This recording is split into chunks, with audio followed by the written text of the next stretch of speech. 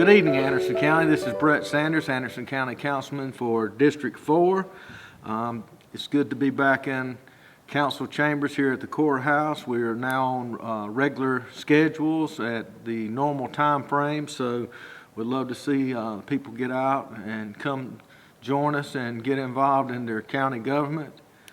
Tonight, the April 6th meeting of 2021, we started out with our call to order for our resolutions and proclamations, and we had the privilege to recognize Ella Frody from Belton, and she was selected as a 2021 Distinguished Young Woman of South Carolina, and she came along with some scholarships, some other things. She'll be traveling the county doing her presentation or her work as she'll be traveling the county.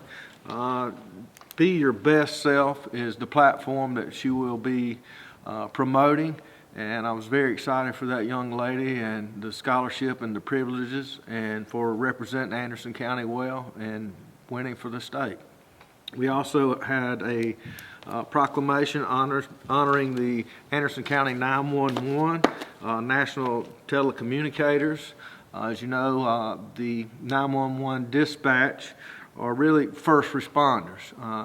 They are the person that you call when you call 911. They provide the service or determine the needs to get the police department, the fire department, EMS. They also correspond between police department deputies and fire department crews. A huge asset for Anderson County. It's a good time for them to be recognized, especially during COVID. There's a lot of things going on. Okay, we also had a resolution declaring April as Fair Housing Month. Anderson County rejects discrimination on the basis of race, religion, sex, national origin, disability, or families for rental or provisions for other housing services, and it's just letting people know that the county is behind and does support our Fair Housing Act, and we do support our citizens and communities.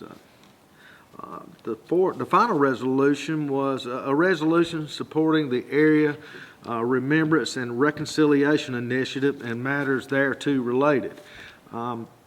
Since 1894 to 1911, we had 5 lynchings in Anderson County, and this resolution was for the remembrance and reconciliation was basically to promote awareness, dialogue, communication, and also to create public memorials or monuments in the areas of which those crimes took place. So hopefully, you like to think that Anderson County, we don't have a race problem or a race issue, but there's always something that comes up. I think as our population moves forward and with the education and awareness, I think we're making great strides, and I would like to see us continue to make those strides. As far as our regular agenda for Anderson County Council meeting, as far as our regular agenda for our council meeting, we had no citizens' comments at this time. No one signed up to speak. We had no third readings, no second readings. We had a first reading, which was a project called Project B4, which is a project that Anderson County is working on with developers to provide incentives for them to build a 250,000 square foot warehouse facility or manufacturing facility. It was for manufacturing or spec building, warehousing. We did a fee in lieu agreement. The total investment was really, I say 12 million, 11,900,000 and some change. The property taxes on the particular site last year was $78, and the first year's tax for 2022 will be a little over $34,000, and this project will generate over $3.95 million in the next 30 years. I was excited about the project. You know, as Chairman Dunn said during the meeting, it's good to see that people recognize Anderson County now. People want to come to Anderson County. They want to be a part of this county and community, and it's showing. And you know, and I know that our economic development department does a great job of getting out and wooing or bringing industry in here, but you don't really have to do that as much anymore. I mean, those industries are actually coming and seeking us. So I think that's going to be a good project for the county and for the citizens. We also had an ordinance come up that Councilwoman Wilson brought up was there's also an ordinance on stray and feral cats that when a trapper or person takes them to paws to have those cats spayed or neutered, that the person that actually brings them in would be required to feed, provide water, and then take the animal back to have its rabies shots and some rabies shots. It was 3 against and 2 for. I was one that voted against. I voted against the ordinance for the simple fact I think there needs to be a little more research. Who's going to be providing these services? Who's going to enforce it when it doesn't happen? And the other problem that I had is our stray cat population has actually decreased, and the PAWS has been doing a great job, and so has some of the trappers that she mentioned or brought up. The problem I have with it is with these ordinances in place and possibility of fines or breaking a law or an ordinance, these people may stop taking stray and feral cats in to have them spayed or neutered, and I think that would just counteract everything that we've already done to help reduce the stray cat population. And I think I understand where Councilwoman Wilson is coming from. I think there is an issue there that needs to be addressed. I just didn't feel that the way this ordinance was worded that it was the proper way or the best thing to do overall. We also had I'm going to combine these. We had 3 departments or committees that we had to look at. There was an EMS committee, which the way our EMS is structured that we don't even have or has never even met or used, and from committee it was voted to disband that, and today we voted on that one in title only so that our county attorney, Mr. Harmon, can look in it and we can do away with that committee altogether. There was 2 other committees that I don't think has met in over 12 years, 14 years, and one was construction appeals, and the second one was, we also had committees, Construction Board of Adjustment and Appeals, and the Purchasing Review Panel that hasn't met in over 12 years. I think by state law we are required to have those committees. We put it in title only for our county attorney, Mr. Leon Harmon, to change some of the languages and to adjust the ordinance or amend the language of those ordinances that we don't really have the committee in place at that time, but I think that if something should arise, we can form the committee to actually address any issues that may come forward. Also, there was an ordinance tonight to lease a portion of the property at the old TTI building. I think that's 1428 Pyramidary Road. And Tri-County Tech on this lease has grants from SCDOT, and their project is actually to take recycled rubber from old tires and plastic to make materials and other things that normally are made from hard plastics. It would be help decrease environmental hazards. There's some other things. I know they have the grant money, like I said, from DOT and DHEC, and this ground lease to TTI this ground lease to Tri-County Tech is done at market rate.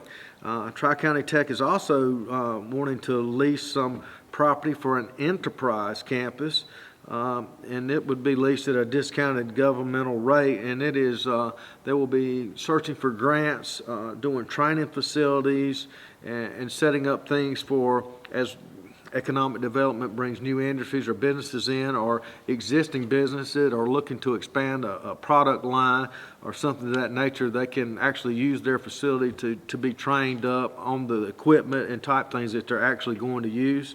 So that will be a good thing for the TTI property, the community, and shows how great that we work with Tri-County Technical College, and expands on the great job that they're doing as well.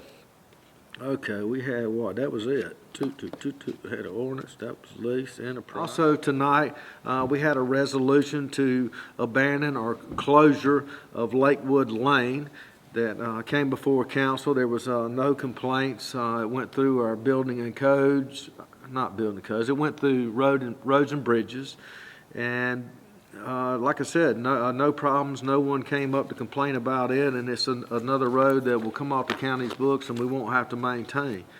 There was also a resolution to grant approval to receive grant money from the state for reimbursement for the cleaning, for the cleaning and other matters related to with the coronavirus at the airport, and they didn't really specify, but I think reading my materials, I think it was over $25,000. So that's a good thing. I'm glad that they looked out and found some of that state money to help bring it back to the county that we really weren't expecting to have that outlay. Also tonight there was council approval for paving of Public Well Road and Pebblebrook Road, which was going to the ACTC, or Anderson County Transportation Committee, to request fund matching. So that was approved by council tonight, and at least we'll have some matching funds there, so it won't cost us the full thing. There was also a request for vehicle donations from Honea and Belton. There was a Crown Victoria and an Expedition that Honea needed, an old police car. Both are actually old police cars. I think when I read through the packet, a couple 100,000 miles that we were no longer utilizing, that I think would help Honea and its citizens down there, and I was glad to see those assets be put to further use. There was also a truck for Belton that is Councilman Graham's district, and they had sent their thanks and gratitude for that truck as well. And again, it was a truck that was not being used, that had exceeded its life for Anderson County at the time, and I'm glad to see this being recycled and being used in the Belton area.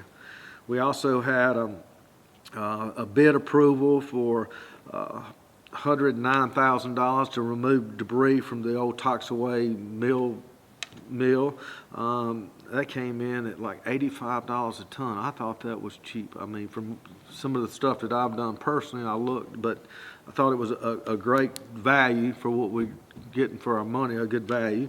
There was also a chip spreader, which I was thinking it was chip wood, but it's actually a paver, an asphalt paver, that we have one now that we use in the county, and I think the same actual brand that's been great and worked and done a good job for us is 35 years old now.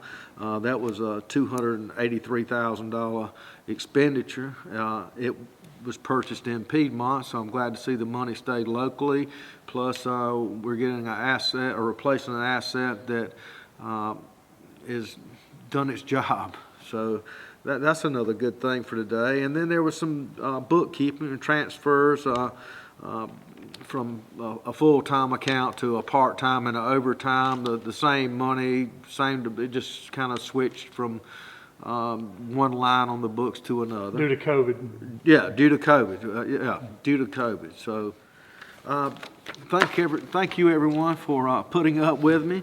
I'd like to invite everyone to come out April the 20th for our next council meeting. It will be here at the council chambers. Please come out. We're requiring social distancing. Wear your mask. Everyone be safe. Just because our numbers are going down and a lot of people has been vaccinated. Myself, I've been vaccinated, but I think as summer gets here and spring and the weather gets a little warmer, we tend to get a little careless. So I strongly encourage everyone to be safe and take care, and I'll see you on April the 20th. Thank you.